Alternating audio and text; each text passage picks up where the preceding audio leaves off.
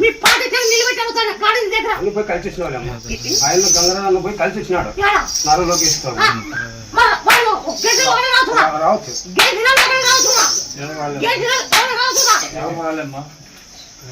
ఇండ్ల కాటి పోతే కూడా సరిగ్గా మాట్లాడేది నీ అమ్మ పార్టీ గెలవాలని ఈ జిల్లాలో ఎక్కడైనా సరే ఆ సాక్షి సరే పలా పార్టీ వస్తుందని చెప్పమా నమ్మని నేను చెప్తా. ఎవరు లేదు మా ఇంత ఓపెన్ గా చెప్పేవాళ్ళు ఎవరు లేదు. 4-5 ముందు ఎవరు చెప్పరు. 4-5 ముందు ఇంకా ఎవరు చెప్పి సంవత్సరం అయింది ఇంకా 4 పార్టీ గెలుస్తాగని ఎవరు చెప్పే కూడా లేదు మా ప్రతి ఒక్కరు జగన్ అన్న ప్రతి ఒక్కరు ఫస్ట్ జగన్ ప్రతి ఒక్కరు కోటి కోడి కూర్చోడు నేను ఒకదాన్ని జగన్ రాడని నేను కూర్చున్నాను. ఏమవుతుందని చెప్తున్నావు జగన్ వస్తాడని నువ్వే ఇట్లా చెప్తున్నావు అంటే నందిని పంది చేసి కానీ గెలుస్తారు రా లాస్ట్ కి అని చెప్పి నందిని పంది చేసి కానీ వాళ్ళే గెలుస్తారు అని చెప్పి పార్టీ గెలిపిల్లన్నా నేను బూత్గా నేను అనుకుంటే బూత్గా నేను ప్రతి ఒక్క బూత్గా మాట చెప్తాను అనుకుంటే నేను పార్టీ గెలిపిల్లన్న మంత్రం అనుకో నేను బూత్గా నిలబడి కానీ నేను ఏమేం చేయగలవు నేను ఏమేం చేయగలవు వాళ్ళ చేల కింద పడిసిందా వీళ్ళు చంద్రబాబు చంద్రబాబు కింద పడిసిందిరా వైఎస్ఆర్ చంద్రబాబు కింద పడిసిందిరా వీళ్ళు భయపడ్డా భయపడే పని ఏమి లేదు.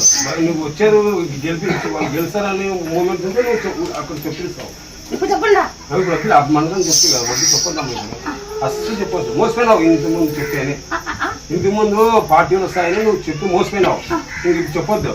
అదే 3 నెలలు 6 నెలలు అన్నాను ఇది అదే అదే అదంతా నిలబెట్టు ఆ పార్టీ వాళ్ళని ఈ పార్టీ వాళ్ళని నిలబెట్టు అడుక్కుంటాం ఏం అడుగుతాము జిల్లాలో చేసారు వాళ్ళు యాది రోడ్డు అర్థం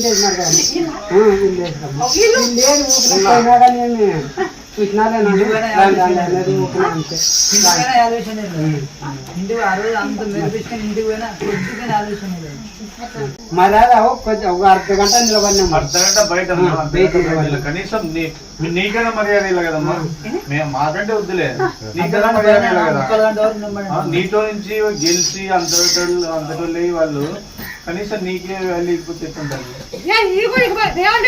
నా పుట్టిన నన్ను వాళ్ళకి తెగల ఏం చెప్తావు వాళ్ళు తెగల నేను వాళ్ళ దగ్గర ఏం పోతుంటే వాళ్ళు దూరం పోతుంది ఏం చెప్తున్నా జై శ్రీరామ్ అంత కష్టపెట్టి జై ఎంత అనుకోకుండా వాళ్ళ ఇంటికాడికి పోతే అని పోయినా ఏం చేద్దాం బతకలేకపోయినా నేను బతకలేకపోయినా వాళ్ళని బతికిచ్చే వాళ్ళ బతికిస్తే నిలబెట్టి